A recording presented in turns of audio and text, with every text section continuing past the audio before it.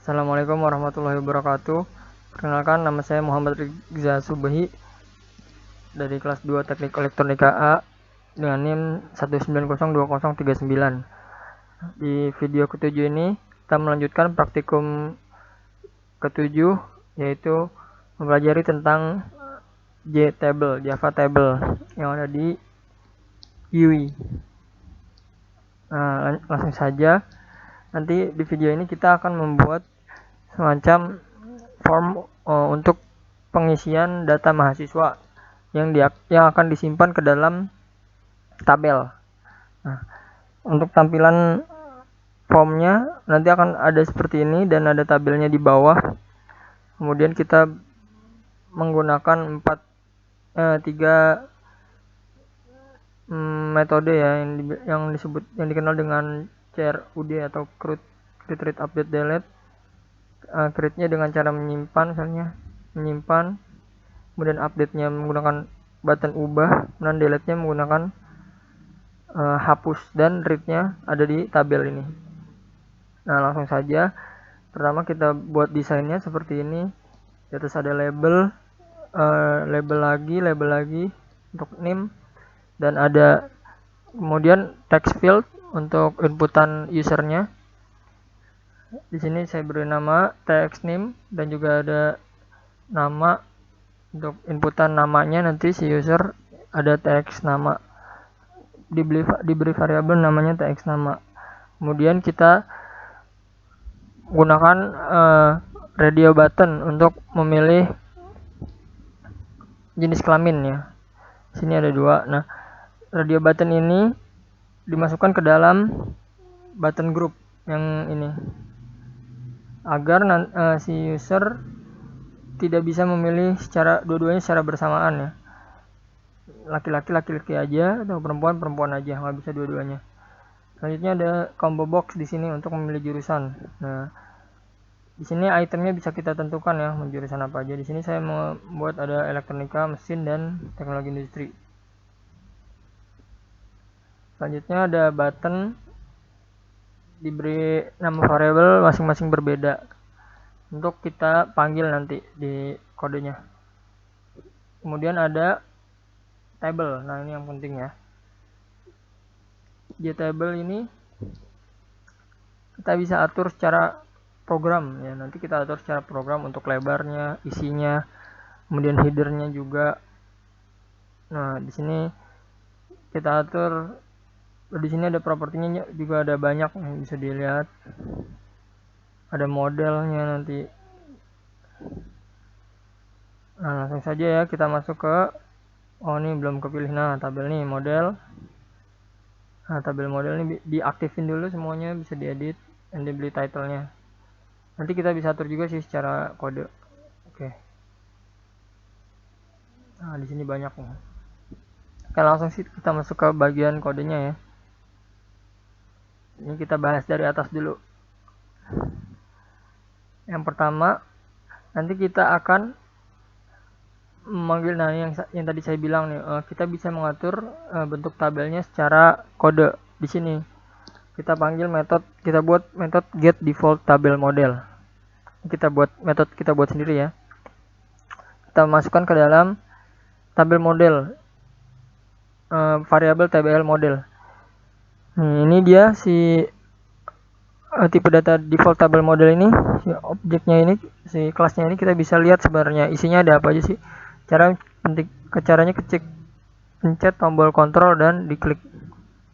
Kita akan diarahkan ke kelas default table model ini. Nah, di dalamnya di sini sebenarnya dokumentasinya udah lengkap banget. Kenapa kita perlu membuat metodenya di dalam default table model ini? Nanti kita akan lihat banyak sekali nih. Lanjut ya. Nah, kita buat metode get default table model ada di bawah. Nanti kita bahas. Ada di sini.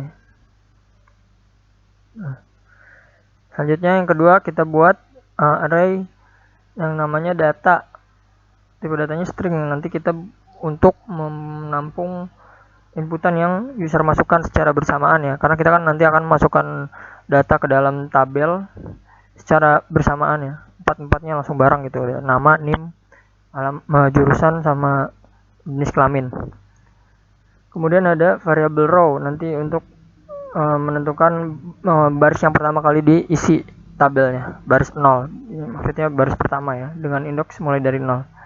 Kemudian di konstruktornya kita panggil method set model dari si tabelnya. Tabelnya saya beli nama variabel tabel ya. Namanya tabel. Oke. Maka kita panggil method set model, kita panggil tabel model. Parameternya si konfigurasi tabel model tabel awal, tabelnya konfigurasi awalnya dari get default tabel model. Makanya kita kirim ke sini modelnya dari si tabel model yang kita bikin nanti di bawah. Selanjutnya ada metode tabel, T-nya gede. Di bawah nanti kita juga akan membuatnya. Di sini ada menerima parameter si tabelnya sendiri. Yang kedua ada kolomnya. Ini kolom pertama lebarnya sekian, 120 pixel.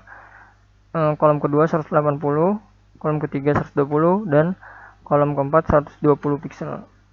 Nah, ini yang tadi saya bilang kita bisa atur secara kode ya, tabelnya. Kemudian baris selanjutnya ada set location relative to. Kita set parameternya 0 untuk agar frame kita berada di tengah-tengah window kita.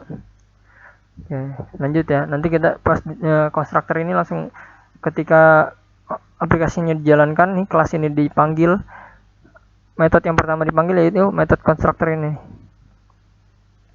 Selanjutnya kita langsung ke button simpan dulu ya, yang pertama nih. Nah, button simpan action handlernya kita bisa ketik sini action performed. Nah, kita akan diarahkan ke actionnya sini. Nah, handlernya kita buat, kan kalau simpan berarti menyimpan data user yang user masukkan ke dalam tabelnya ya. Nah, pertama kita buat dulu string kosong, namanya jenkel atau jenis kelamin ya, singkatan aja ini. Nah, bisa langsung dimasukkan nih sebenarnya. Tapi kan untuk si radio buttonnya kan milih ya, user milih ya, milihnya secara satu-satu gitu. Jadi kita harus membuat di kondisinya dulu. Nah, kalau radio button laki-laki, yang laki-laki saya beri nama tadi variabelnya namanya radio laki-laki, yang ini nih. Dia dipilih atau is selected, kita panggil metodenya, metode yang dimiliki si radio button is selected, maka si variabel jenkel diisi dengan string laki-laki. Nah, begitu juga kalau tidak dipilih selain laki-laki, ini kan perempuan ya, kita set dia menjadi perempuan. Nah, langsung kita simpan data-datanya ke dalam array data tadi yang isinya ada 4. Nah, indeks pertama kita isi nama, NIM panggil biasa tx nim.getText, text dari inputan user. Di sini langsung dimasukkan ke dalam variabel data, array data indeks pertama. Begitu juga dengan nama, begitu juga dengan jenis kelamin ke dalam indeks yang kedua, itu data yang ketiga, dan si combo boxnya kita ambil yang dipilih user, yang get selected item, ubah ke dalam bentuk string, masukkan ke indeks ketiga yaitu data keempat. Nah, jika sudah seperti itu, kita bisa memanggil metode addRow yang ada di dalam tabel. Nah, kita bisa lihat ya. Nah, nih dia lagi-lagi ada di dalam kelas yang tadi nih, default table model. Nah, metode addRow ini sebenarnya udah ada ininya ya. Dokumentasinya sudah lumayan jelas. Adds a row to the end of the model. Nah, kita bisa gunakan ini. Yang dimasukin si data tadi stringnya, bentuknya array, dia bisa nih nerima array ya, array object. Ini kan objek ya, dia bisa tuh di menerima ini. Sebenarnya dia panggil lagi tuh metode convert to vector, ada di sini juga ya. Nah lanjut ya. Selanjutnya button ubah. Button ubah ini sama seperti tadi, tinggal kita panggil actionnya, action handlernya, kita akan diarahkan ke sini. Kita buat lagi variabel kosong bernama Jenkel, string kosong dengan namanya jenis kelamin untuk menampung jenis kelaminnya, radio buttonnya. Selanjutnya kita masukkan lagi ke dalam array data, urutannya harus sesuai seperti yang kita deklarasikan di awal ya, di sini di default table model sini, biar nggak rancu nanti user ngeliatnya. Nah kemudian tapi di sini ada, karena dia ubah dia harus menghapus dulu ya stepnya, algoritmanya dia harus menghapus tabel dulu, jadi dia nggak bisa langsung diubah, menghapus baris dulu, menghapus baris, kemudian baru dimasukkan lagi baris yang baru gitu. Caranya seperti ini. Remove row-nya dapat dari yang atas ya, row pertama berarti. Kemudian ada insert row, baris yang itu, yang row ini yang 0 berarti kan baris pertama, bisa di data, diisi data.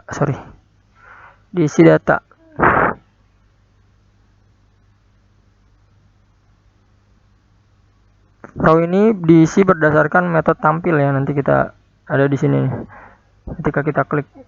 Nah selanjutnya ada button hapus. Button hapus sama seperti tadi, tinggal di remove row aja, row-nya dapat dari si button tampil. Nanti kenapa bisa row itu yang dieksekusi, nanti ada di metode tampil. Nah di sini juga ada button keluar dulu nih. Button keluar ini nanti ketika diklik mungkin dia akan keluar, tampilannya akan keluar ya, akan selesai aplikasinya. Nah yang penting di sini nih, nanti kan kita punya data banyak ya, ada baris pertama, baris kedua, baris ketiga, recordnya ada banyak ya. Nah dengan mengeklik per record itu, baris itu misalnya baris 1 kita klik sebanyak 2 kali, maka akan manggil metode tampil. Ini kita bisa bikin di sini nih actionnya, klik kanan di tabelnya nih, klik kanan, even, pilih ke mouse, kemudian mouse klik, tapi jangan yang scroll pen ya, ini saya yang scroll pen salah, pilih yang tabel. Nah ini tabel even, mouse klik, ketika mouse diklik apa yang akan dilakukan. Nah kita panggil eventnya, ketik dapetin kliknya, hitungan kliknya kita bisa lihat nih. Kita bisa lihat ya, mouse event nih banyak juga nih, ada ambil koordinat nih, koordinat si kursor, ada buttonnya banyak ya. Nah kalau dia diklik sebanyak 2 kali, maka panggil metode tampil. Metode tampil apa aja isinya? Nah dari sini ya, si variabel row tadi yang tadi awalnya kosong diisi row yang dipilih tadi, yang diklik ya, dengan memanggil metode get selected row. Bisa nih si tabel punya metode ini. Nah metodenya datanya masuk ke sini kan, misalnya 2, angkanya 2. Ya udah si text name-nya langsung otomatis, si inputannya, si text field-nya otomatis diisi nih sama si data yang ada di tabel. Misalnya tadi tabel yang pertama, misalnya kita beri nama Digza. Nah, nanti si inputnya yang tadinya kosong otomatis keisi karena ada ini get value di baris yang dipilih dengan kolom 0, berarti kan sebelah kiri nim ya, nim. Nah ubah ke string. Begitu juga dengan input nama dari, berarti kan input nama dia adanya di kolom 2 ya kan, kolom 2 berarti 1, datanya indeksnya 1 karena dimulai dari 0. Udah baris yang dipilih, yang tadi dipilih yang di sini nih, kemudian kolom 2 yaitu nama, udah ubah ke string, udah masuk. Nanti dia inputnya si text fieldnya otomatis ada nama kita. ada nama yang dipilih ya. Nah, tapi untuk si radio buttonnya dia perlu dikasih kondisi seperti ini nih. Kalau dipilih dia sama dengan laki-laki, datanya si teksnya sama dengan laki-laki, maka dia baru si laki-laki yang dipilih, set selected. Kalau tadi ada is selected, sekarang set selected. Kemudian else, selain itu berarti dia perempuan, set selected yang perempuan yang true. Kemudian ada combo box juga gitu, sama si stringnya diambil, kemudian dibandingin sama item yang ada di combo box itu, udah di set. Nah udah. Sekarang kita bahas metode tabel ya. Metode tabel ini untuk ukurannya tadi. Di parameter pertama ada nama tabelnya, yaitu kita beri nama tabel tadi. Yang kedua ada parameter untuk lebar kolom. Nah, di sini bentuknya array ya, tadi ada 4 kolom kan. Nah, si tabelnya ini kita buat dia biar nggak bisa diatur secara manual ya. Jadi auto resize-nya di offin dengan cara panggil metode set auto resize mode. Selanjutnya kolom ini dihitung ya. Setelah metode tabel dipanggil kan dihitung tuh kolomnya masuk ke variabel kolom. Nah, kalau udah diisi, kalau ada isinya, kemudian di looping. Kolom ini di looping, diisi setiap tabel kolomnya. Diisi dengan parameter i-nya yang berarti yang ini nih. Jadi setiap 0, kalau kolomnya ada 3, ada 4, berarti 4 kali diisi. 0, 1, 2, 3, 4 gitu. 1, 2, 3, 4, sorry. Kemudian lebarnya dari si lebar yang tadi kita masukin, si lebar array lebar yang tadi kita masukin. Dan juga tinggi barisnya. Yang kita bisa ngatur konfigurasi awal si tabel dari codingan seperti ini. Nah, ini yang paling penting ada metode yang tidak kalah penting juga, ada metode get default tabel model yang tadi dibuat di atas ya. Dia nge-return si kelas default tabel model nih, nge-return objeknya nih. Dengan parameter pertama ada objek sebuah array 02, array 2 dimensi. Kemudian ada string dengan isinya nama, nih otomatis di jalanin sama default tabel model nih dengan metode parameter seperti ini nih. Itu juga dengan is cell editable nih, kita override nih metode. Ini ada metodenya tuh, override. Metodenya ada di ini nih. Ada di tabel. Kalau mau lihat. Ada di sini dia nih. Is call edit, kita override di ini is cell editable. Jadi selnya tuh si ruangnya bisa diedit dari sini nih. Nah, untuk penjelasan kodenya sampai situ aja. Sekarang kita coba jalanin aplikasinya. Langsung kita run aja. Karena saya sudah mengesetnya dia menjadi main project, kita run aja langsung. Seharusnya dia muncul di tengah karena ada metode ini nih, set location relative to. Kita set jadi 0 parameternya. Harusnya dia muncul di tengah. Nah, tunggu agak lama.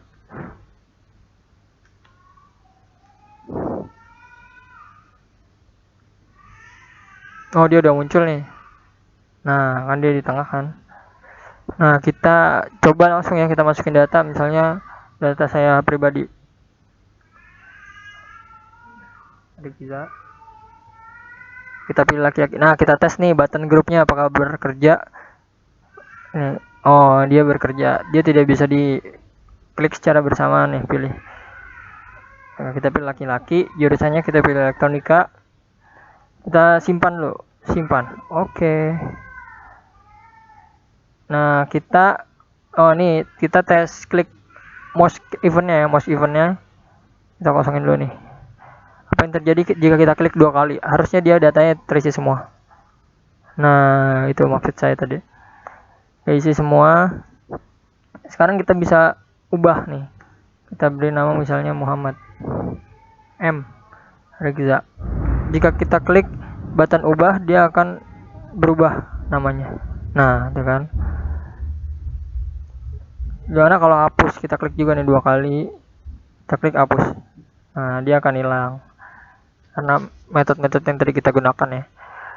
Selanjutnya kita coba button keluar. Nah, aplikasinya akan selesai. Oke.